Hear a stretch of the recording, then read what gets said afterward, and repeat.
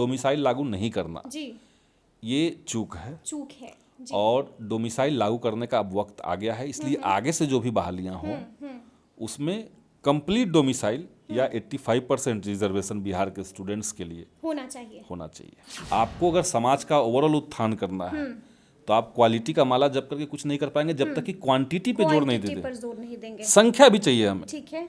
हम खाली चाह रहे हैं कि सीटें भर जाए। जितने लोग का रिजल्ट आया है उसमें बहुत क्वालिटी वाले लोग लेकिन आप ये मानते हैं ना कि अनियमितताएं हैं? अनियमितताएं हैं जी। और उस अनियमितताओं को दूर करने के लिए जी शिकायत लिया जा रहा है। हाँ। तो उसमें सीबीआई आकर के क्या कर लेगी? नमस्कार, हमारा नाम है समरीन और आपने देखना शुरू कर दिया है लाइव सिटीज। देखिए, पिछले कुछ दिनों से ट्विटर पर एक हैशटैग काफी ट्रेंड कर रहा है, हैशटैग डोमिसाइल फॉर बिहारी। आपको बता दें कि अब सीपीआईएमएल विधायक संदीप सौरव ने भी इसके समर्थन में एक ट्वीट कर दिया है और साफ साफ लिखा गया है कि I support the demand of hashtag domicile for Bihari. तो आज हम इसी मौजू पर सीधी बात करेंगे संदीप सौरव जी से। तो सबसे पहले बहुत बहुत शुक्रिया बात करने के लिए। बहुत बहुत शुक्रिया जी। जैसा कि मैंने शुरू में ही बताया कि आपने भी एक ट्वीट कर दिया है, साफ साफ लिखा है कि I support the demand of domicile for Bihari. तो मतलब अब हम ये समझें कि संदीप सौरव ये मानते हैं कि सरकार से इस बार एक बड़ी चूक हो गई है जिसका खामियाजा भुगतना पड़ा है। देखिए, ये हमने अभी पहली बार नहीं कहा जी। जब ये 7वें चरण की बहाली की बात चल रही थी उसी समय हमने इसको कहा, हमने बिहार विधानसभा में इसको उठाया और इसको क्लिंच करवाया। अच्छा। सरकार ने घोषित किया कि सारे पदों पर सिर्फ बिहार के ही बच्चे आएंगे। बिल्कुल।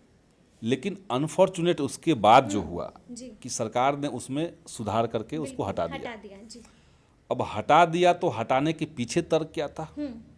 लाने के पीछे का तो तर्क था। बिल्कुल तर्क था कि बगल के जितने राज्य हैं वहाँ के स्टेट गवर्नमेंट की जो जॉब हैं वहाँ के स्टूडेंट्स के लिए रिजर्वेशन है। कहीं पे 100% है, कहीं पे 85% है। हमने कहा था कि बिहार में आप या तो 100% कीजिए या तो 85% कर दीजिए। 15% सीट ओपन रखिए, उस पर बिहार के भी लोग आएंगे, बाहर के भी लोग आएंगे, वो अनरिजर्व रहेगा। तो ये सब बातें जब हुई तो उस समय कहा गया कि कोई कोर्ट का लीगल मामला फंस जाएगा। अच्छा। अब ये किसने क्यों कैसे चलाया जी, हाँ। ये तो हम जान नहीं रहे हैं, लेकिन अभी जो परिणाम आया है परिणाम में दिख रहा है कि बड़ी संख्या में बाहर के स्टेट्स के लोग आए हुए हैं। मतलब चूक हुई है। हम ये नहीं कहते हैं कि बिहार है सिर्फ बिहारियों के लिए या बाहर के लोग कोई राज्य सिर्फ उसी राज्य के लिए है। बिहार लेकिन एक स्पेशल केस है। स्पेशल केस इस लिहाज से हम मानते हैं क्योंकि यहाँ रोजगार के दूसरे माध्यम नहीं है। बाकी राज्यों में है। बिल्कुल जी। उत्तर प्रदेश का जो पश्चिमी इलाका है, आप वहाँ जाइए, दुनिया भर के कल कारखाने हैं, खेती बड़ी बड़ी है वहाँ पे, तो लोगों के पास रोजगार का संभावनाएं वहाँ पे है। महाराष्ट्र में दुनिया भर के रोजगार की संभावनाएं हैं, दिल्ली में है, झारखंड में है। बिहार में चूंकि रोजगार की संभावनाएं बहुत ही नगण्य है, तो ले दे करके बिहार की जो ओवरऑल सामाजिक और आर्थिक परिवेश का अगर उत्थान होना है तो उसका एक माध्यम, महत्वपूर्ण माध्यम हुआ रोजगार, नौकरी, सरकारी नौकरी। अब सरकारी नौकरी का मामला ये है कि सेंट्रल गवर्नमेंट ने सरकारी नौकरियों के अधिकांश पदों को खाली छोड़ दिया। उन्होंने तय कर लिया कि रेलवे में बहाली नहीं करेंगे। उन्होंने तय कर लिया कि अब सेना की बहाली है उसमें 4 साल का ही होगा, तो बिहार के लोग जाना नहीं चाह रहे हैं। तो अब जो ले दे करके बच रहा है वो है शिक्षक बहाली, महत्वपूर्ण। तो शिक्षक बहाली में भी अगर बिहार के लोगों को प्रायोरिटी नहीं मिलेगी और वहाँ पे भी अगर आप सारे सीटों को ओपन रखेंगे और बाहर का क्राइटेरिया अलग है। बिल्कुल जी। जैसे सीटेट के लिए यहाँ पे जो एलिजिबिलिटी है वही एलिजिबिलिटी सीटेट के मार्क्स में उत्तर प्रदेश में नहीं है। बिल्कुल जी। उन्होंने कम नंबर पे भी सीटेट क्वालिफाई मान लिया है, हमारे यहाँ नहीं माना गया जी। तो वहाँ के कम नंबर के भी बच्चे यहाँ अप्लाई कर सकते हैं, यहाँ के थोड़ा ज़्यादा नंबर भी उनसे रहेगा तो ये अप्लाई नहीं कर सकते हैं। मतलब तो हम ये समझें कि संदीप सौरव जी मानते हैं कि चूक जो हुई है उसका खामियाजा भुगतना पड़ा है। हम मानते हैं कि डोमिसाइल लागू नहीं करना जी ये चूक है जी। और डोमिसाइल लागू करने का अब वक्त आ गया है, इसलिए आगे से जो भी बहालियां हों उसमें कंप्लीट डोमिसाइल या 85% रिजर्वेशन बिहार के स्टूडेंट्स के लिए होना चाहिए। होना चाहिए। होना चाहिए, ठीक है। लेकिन एक यहाँ पर सवाल ये भी उठता है कि जब हम देखते हैं कि डोमिसाइल हटा दिया गया है तो उसका फायदा भी तो हो रहा है संदीप जी। आप देखिए ना कि बाहर से अच्छे अच्छे कैंडिडेट्स, अच्छे अच्छे लोग आएंगे, यहाँ पर पढ़ाएंगे, पढ़ाई का स्तर जो है वो ऊंचा होगा। यानी कि लगातार जो हम लोग बात कर रहे थे क्वालिटी एजुकेशन की, वो क्वालिटी एजुकेशन मिलेगा। आपत्ति क्या है? देखिए, दो बातें जी, जो आपने तर्क दिया, यही बात एक बार माननीय शिक्षा मंत्री जी ने भी दिया था। वो कह रहे थे कि हाई स्कूल और +2 में फिजिक्स, केमिस्ट्री, मैथ्स के और इंग्लिश के टीचर्स जल्दी नहीं मिल रहे हैं बिहार के अंदर। अब आप देखिए कि +2 की बहाली होगी, 9, 10th की बहाली होगी, तो उसमें तो STT अनिवार्य होगा। बिल्कुल जी, और STT की जितनी परीक्षाएं हुई उसमें डोमिसाइल लागू था, इसलिए सिर्फ बिहार के लिए ही है। बिल्कुल जी, तो आपने जो जगह खोला है वो तो सिर्फ प्राथमिक का खोल दिया है बाहर के लिए। बिल्कुल। ऊपर तो ऑलरेडी एक तरह से रिजर्व है। बिल्कुल, हाँ। तो जब प्राथमिक शिक्षक बिहार में योग्य नहीं मिलेंगे 1 to 5 को पढ़ाने ये के मानना नामुमकिन है। ये कैसे संभव है? जी जी, आप कह सकते हैं कि साइंस के टीचर ऊपर के नहीं मिल रहे हैं। उसके लिए सरकार कुछ संशोधन करे, जैसे ये कर सकती है सरकार कि भाई चलिए हमने STT की अनिवार्यता हटा दी, लेकिन PhD ही जो रहेंगे वो अप्लाई कर सकते हैं। CTET न रहे लेकिन PhD जो है वो अप्लाई कर सकते हैं। जी। तो क्वालिटी के लिए बहुत सारा रास्ता है। बिहार के अंदर भी बहुत सारे PhD बच्चे हैं लेकिन वो STT क्वालिफाई नहीं है। तो लेकिन राज्य की प्राथमिकता एक होनी चाहिए, राज्य के लोगों को जॉब देना एक प्राथमिकता सरकार की होनी चाहिए जी। और इस बात को हम लोग मानते हैं, कहते भी हैं। और एक समय में हम लोग जब चुनाव लड़ रहे थे उस समय महागठबंधन के घोषणा पत्र में भी ये था कि हम लोग डोमिसाइल लागू करेंगे। बिल्कुल जी। तो डोमिसाइल देखिए लागू होना चाहिए। मतलब कि जो BPSC TRE 2.0 आ रही है उसमें डोमिसाइल लागू हो जाएगा, ये मतलब मुखरता से आप लोग ये मांग उठाएंगे? हम ये मांग उठाएंगे। मांग और ये कोई ऐसे हवा में बात नहीं हो रही है, क्योंकि अधिकांश राज्यों में हो चुका है जी। गुजरात में ग्रुप C और ग्रुप D की नौकरी कोई भी बाहर का व्यक्ति नहीं ले सकता है। बिल्कुल जी। उत्तर प्रदेश में कई सारे बहालियों में ये लागू है। झारखंड में कंप्लीटली लागू है। तो बिहार के बच्चे अगर गुजरात नहीं जा सकते हैं, यूपी नहीं जा सकते हैं, झारखंड नहीं जा सकते हैं, तो फिर बिहार में सब लोग कैसे आ सकते हैं? ठीक है। इसलिए बिहार के बहालियों में 85% का स्लैब बना दीजिए। और देखिए, क्वालिटी एजुकेशन को लोग लेकर के बहुत सारा कंफ्यूजन मचता है। क्वालिटी एक चीज है और क्वांटिटी एक चीज है। बिल्कुल, हाँ। तो हम नहीं मानते हैं कि क्वालिटी कोई बगैर क्वांटिटी के हो सकता है।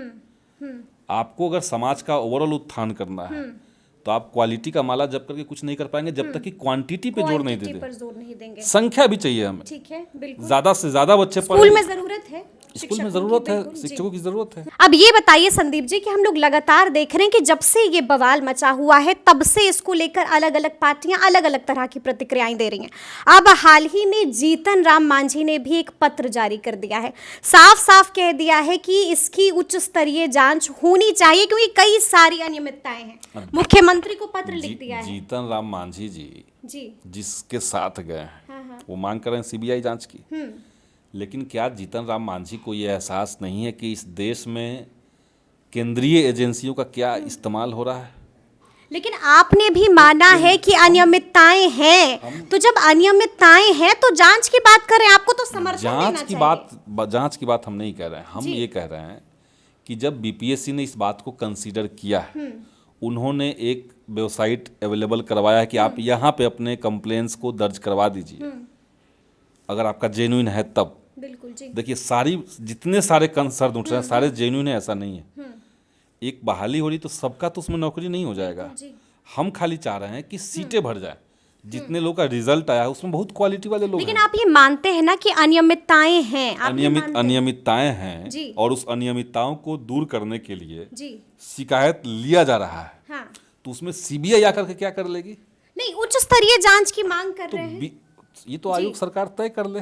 जब उनके पास शिकायतें आ जाएंगी तो उन शिकायतों का निराकरण अगर वो नहीं कर पाएंगे तो ऊपर की कमेटी कर सकती है। अच्छा, लेकिन आपको ये मालूम है ना कि 2 तारीख को पटना के गांधी मैदान में बड़ा कार्यक्रम होने जा रहा है, लेकिन अब तो लोग ये कह रहे हैं कि इस कार्यक्रम के कोई मायने नहीं रह गए क्योंकि जब इतनी सारी अनियमितताएं हैं तो स्थगित कर दीजिए ना थोड़े दिन के लिए। इतनी सारी हड़बड़ी काहे है? वो ठीक बात है, इतनी सारी अनियमितताएं नहीं, मैं बता रहा हूँ पर्टिकुलर कुछ चिन्हित करके।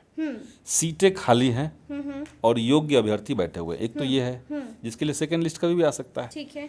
दूसरा हम कह रहे हैं कि कंप्यूटर साइंस में छात्रों का ये कहना है कि STET के बगैर बच्चों का फाइनल रिजल्ट आया है, तो इसका डॉक्यूमेंट वेरिफिकेशन फिर से हो सकता है। जितने लोग का नियुक्ति हुआ है हम उनके ऊपर क्वेश्चन नहीं उठा रहे हैं। कंप्यूटर साइंस में अगर STET अनिवार्य है तो एक तो STET सर्टिफिकेट सबकी जांच कर ली जाए, एक तो वो हो। दूसरा है खाली पदों को भरा जाए और ये जो नियोजित शिक्षक हैं इनका सीट बाहर किया जाए, ये नए फ्रेश सीट में इनको काउंट ना किया जाए। यही 2-3 चीजें हैं। इसको इतना ज्यादा घटाटोप बना करके दिखाने से एक जो महत्वपूर्ण बहाली हो रही है उसका भी वो भी धुंधला पड़ जाएगा।